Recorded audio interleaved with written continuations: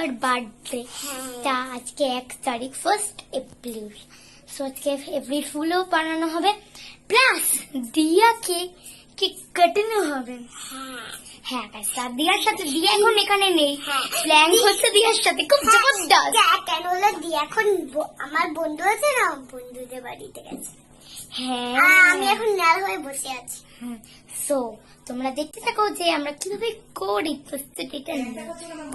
So বলো তো প্ল্যানটা কারা করছে?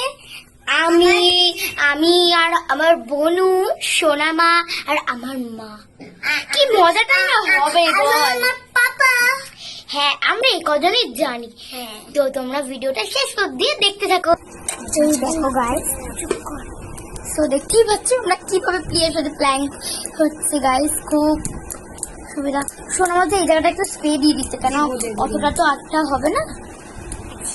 গাইস দেখতেই পাচ্ছ, তোমরা যদি কারো প্ল্যান করতে চাও আমাদের দেখে করতেই পারো।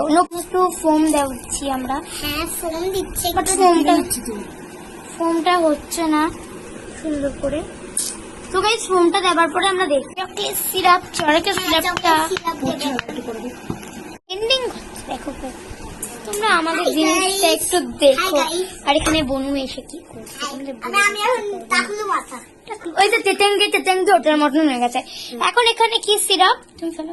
স্ট্রবেরি সিরাপ এখানে দিয়ে দিচ্ছি আমরা একটু ডেকোরেশনের জন্য। জানি ব্ল্যাক এর মধ্যে এটা ফুটছে না, বাট একটু তো লাগবে।